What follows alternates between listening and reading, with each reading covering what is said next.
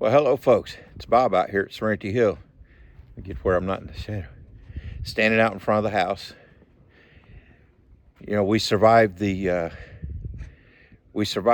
snow apocalypse, and then we survived the freezing rain, or the freezing cold, and then we survived a round of torrential rain. It's been interesting around here, but we're still intact. We had just one minor oops. I call it minor.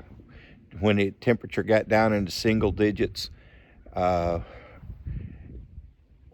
out one morning. I'd left the water dripping so that the water would keep running, so that we wouldn't lose water. And the kitchen sink was about a third full because my sewer drain had frozen up. And of course, we couldn't continue to run water, so the water froze up. And the weird thing is, we found out when it started thawing, we found out where the water froze up. It wasn't under the house, it was actually inside the house. Because right here, where I don't have the walls yet, it's just OSB that's not insulated. And my water manifold backs up to that. And evidently, when it got down in the single digits, it got cold enough back in that guest room that's unfinished with just the OSB uninsulated walls that it actually froze in my water manifold. And it's a Sioux Chief manifold. Its body is all plastic, and then it's got the I don't know, it's got runners coming off of it with valves and PEX fittings for all my PEX runs. And it's plumbed so that you can either come in the top or you can come in the bottom with your water. Well, I came in the bottom. So on the top, there's these plugs, and they're plastic, nylon, something like that. Well, it blew the tops off of those when it froze. And so when the water thawed out and started running, about 10:30 one night, Debbie says, is there a hole in your glass? I said, no, why? She said, because there's water on the floor by your chair.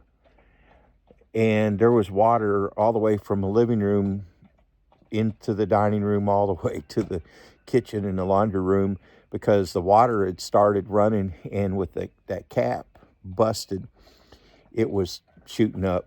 And so here we are at 10:30 at night. We started out with towels and a mop, and I said, this is crazy. I got a shop vac. So I had to dump my sawdust out of it and set it up for wet and vacuum that up.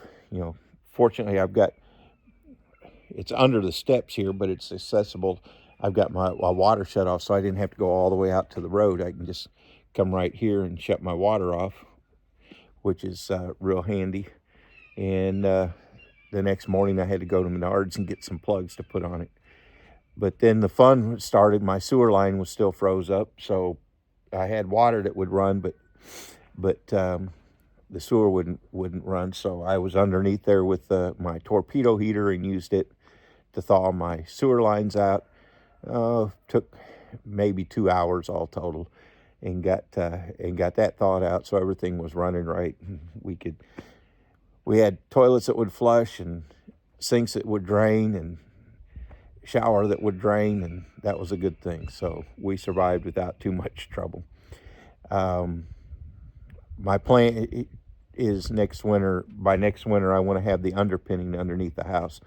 And I've already got my water line where it goes up into the house. I've got that insulated, and I've got a heat tape on it.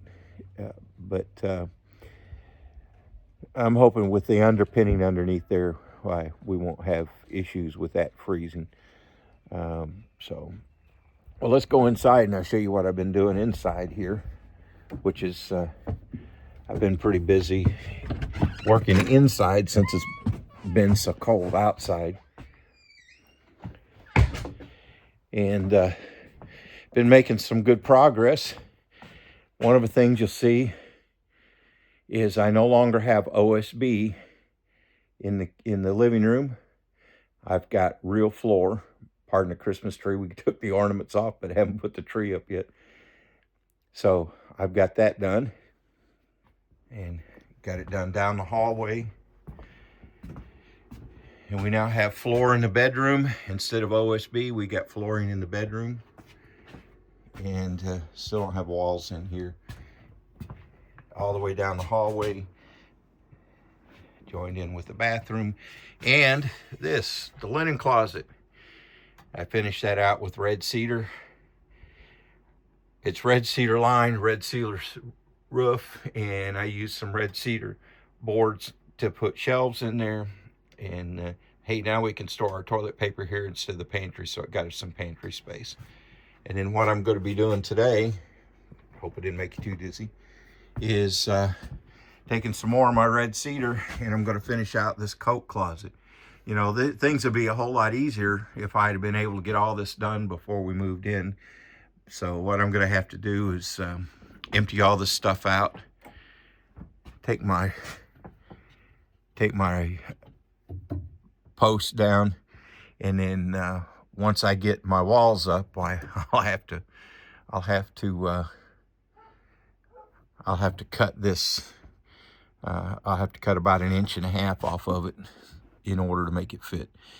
But you notice behind this, to make life easier for me, I've got the blocking so that I'm screwing into wood. I don't have to worry about trying to hit this because the 2x4, and this is too wide to hit for all 3 screws to hit the 2x4 anyway. So put some blocking back there for it to work on. And then what I'm going to have to do is right here and right here, I'm going to have to put me a board that this siding here can attach to, because I don't want this end just flopping, hanging loose. I want it anchored. So I'll start out by clearing this out, get my measurements, cut some wood. Up above here, I'm going to put one shelf. And then down here, I'm going to be building me a shoe rack and put the last couple little partial pieces of tile in. I'm not worrying about it at the back because that's going to be hidden by the shoe rack that I'm going to put in there. Because if I don't put something in there for shoe rack, next thing you know, we'll have it full of junk and you won't be able to find anything. All right, now I'm going to try to show you as much as I can with being in this closet in a tight space, how I go about putting this in. What I do is I put my first board in and I put shims under it just to keep it up off the floor a little bit. That way it gives it room to expand if it decides to do so.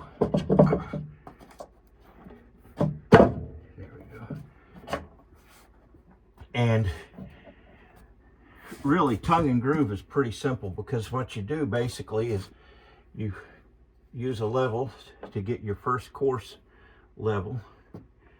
And I just need to raise that end up just a hair.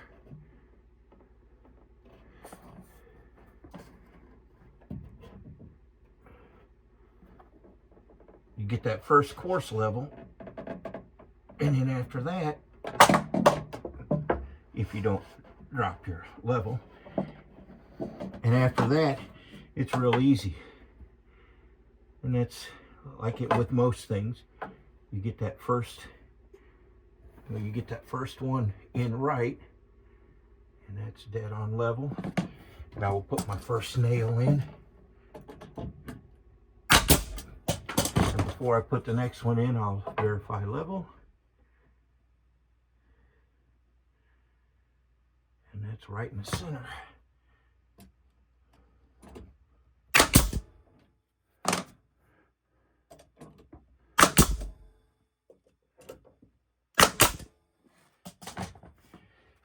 And then from there, it's just a matter of taking one board and you put it in, and most of the time you can just do it by hand. And then at least till you get too far up, you can actually feel on the back here if they're mated up right. And then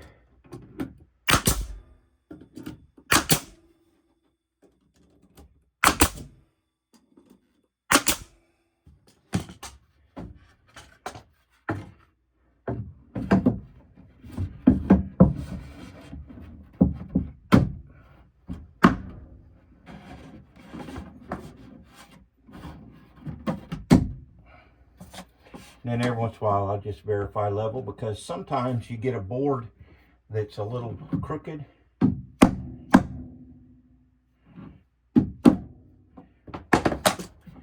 And, you know, not perfect. And if you're not careful, you can get a little bit off.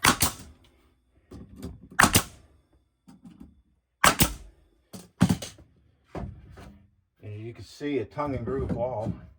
It goes together real fast and real easy.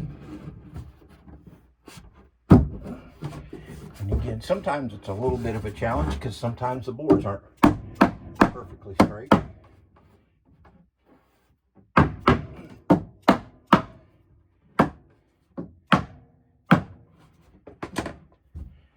just feel in the back and make sure it's all lined up, and boom, and that one goes.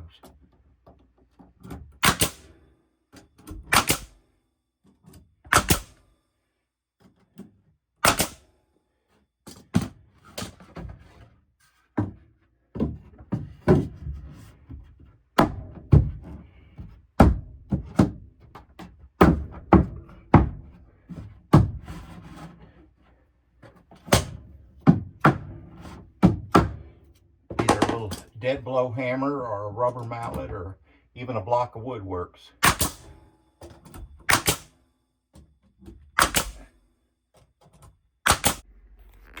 All right, now we've got the first 3 walls in.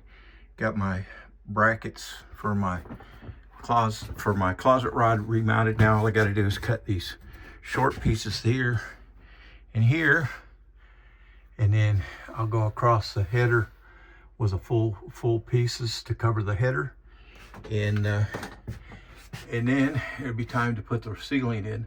Have to put a support, and then I'll go with red cedar tongue and groove, and then have to cut a hole, 4-inch hole for the light fixture to go in, and then my shelf. And this is why I like the red cedar so much. Look at all the variation, and just some beautiful grain and beautiful hue in some of the stuff. You know, I mean, it's just absolutely amazing. I love stuff like that. All right, well, it's been a long but productive day. That was just a open hole, basically, earlier when I showed it to you. And now I've got my coat closet finished out. I've got the hanging rod back in there. I've got a shelf up here. And the whole thing is lined with red cedar. Got the ceiling in it. Got my light in there. So, pretty happy about that. Not bad for a day's work. Debbie doesn't like being on camera, but I want you to see this.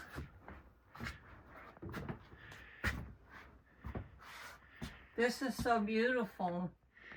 It's awesome. I'm so lucky. I'm blessed. Yeah. Thank you very much, Bob. You're welcome. You put a lot of work and detail into it.